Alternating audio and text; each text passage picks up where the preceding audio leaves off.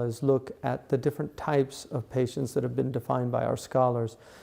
So Ibn Juzay al-Kalbi says that essentially sabr, the first is sabr ala ni'am, which is to be patient with the blessings that Allah subhanahu wa ta'ala has given you, which means that you use them for the sake of Allah subhanahu wa ta'ala. And so it's very important to recognize that your health is for a reason. Some people expend their health in disobedience to Allah subhanahu wa ta'ala. That's a squandering of the gift that you've been given by your Lord. And other people, for instance, they have a lot of wealth, they end up wasting their money. Somebody who collects cars, this is a sign of deep material sickness. People that collect cars, people that constantly are buying things, consumerism. These are real diseases in the heart. If you look at the Prophet ﷺ, when he returned to his Lord, Aisha brought out his possessions. And this is something that's famous about Gandhi, when they show you what the possessions that he died with. Our Prophet ﷺ actually had fewer possessions. He really was uninterested in worldly possessions. He had what he needed.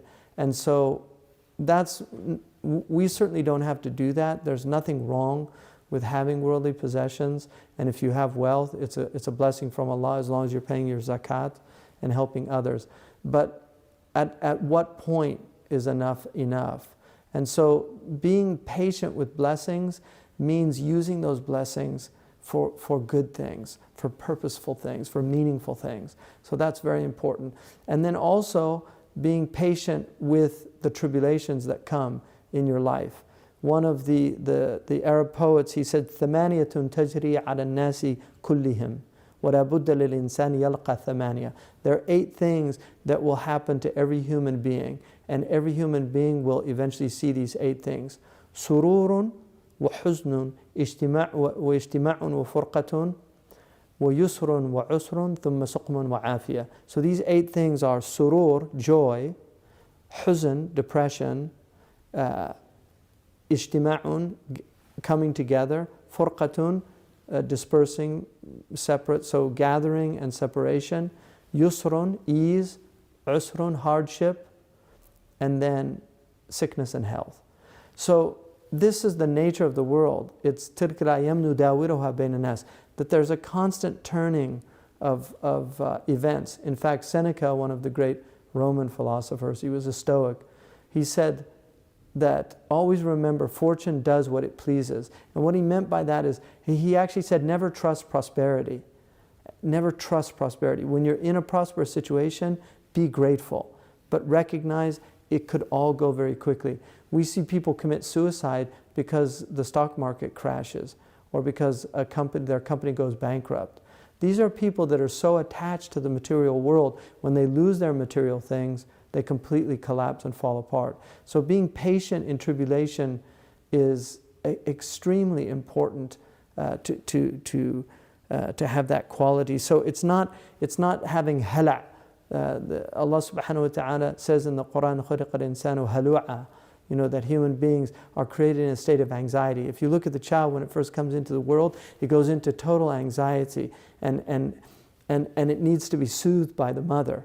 That embrace of the mother, as you transition into adulthood, that's the divine embrace. It's recognizing that Allah subhanahu wa ta'ala is there always to give you solace, even in the worst of tribulations. And so it's very important that we transition out of that state of hala'. Just as the mother removes that state from the infant, Allah subhanahu wa ta'ala will always remove that state for the individual who believes sincerely. One of the extraordinary verses in the Quran about this is مَا أَصَابَكُم مِّن مُّصِيبَةٍ فَبِإِذْنِ اللَّهِ. There's no calamity that afflicts you except by the permission of إِلَّا بِإِذْنِ اللَّهِ, except by the permission of God. وَمَن يُؤْمِن بِاللَّهِ يَهْدِ قَلْبَهُ.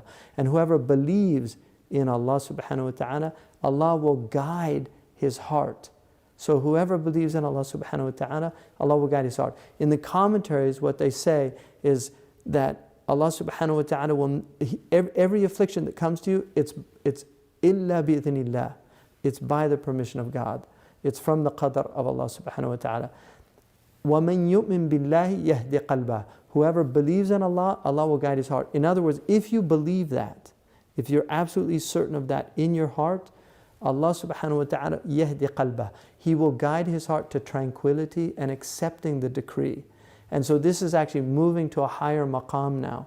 You're moving into a much stronger maqam of faith. So that's really, really important to remember that. And then the sabr ala ta'a, which is that you maintain patience with your devotion. There's people that slack off. Some people come back to Islam during Ramadan, and then when Ramadan's over and the abalisa have been released back into the dunya, they fall back into their the bad patterns before Ramadan. We see this in many, many people.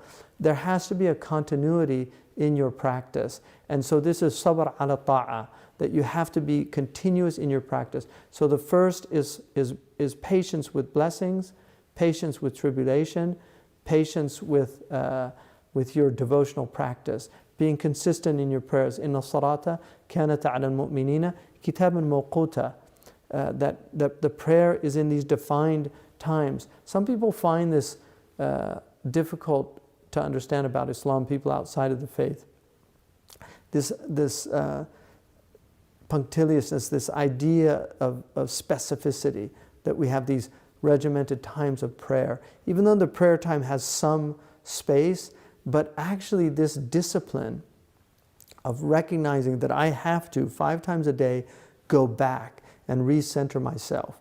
And then this discipline of time, because time, one of the things about time is that it's dissipating. وَالْعَصْرِ إِنَّ الْإِنسَانَ لَفِي خُسْرٍ. By time, verily the human being is at loss. We're losing, time is passing. And every instant we'll never gain it back. إِلَّا الَّذِينَ آمَنُوا وَعَمِلُوا صَالِحَاتٍ. Except those who are investing their time with belief and good actions. وَتَوَاصَوْا بِالْحَقِّ وَتَوَاصَوْا بِالصَّبْرِ. And they enjoin truth, and because those who enjoin truth will always be opposed, they have to be patient. So not only do they enjoin truth, but they also enjoin patience. Patience in blessings, meaning using those blessings for the sake of Allah subhanahu wa ta'ala. Patience in tribulation, meaning recognizing that everything comes from God.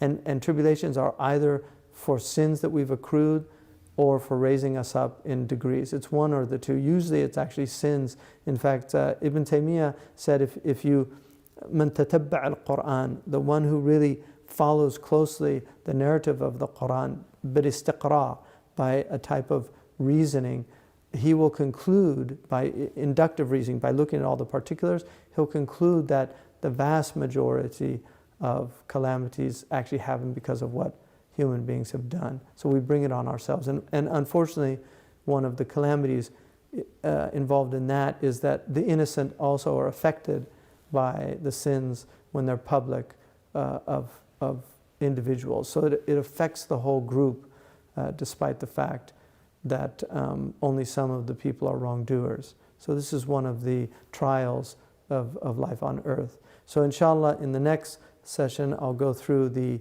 8 karamat that come from patience. Jazakumullah khairan. Wassalamu alaikum wa rahmatullahi wa barakatuh.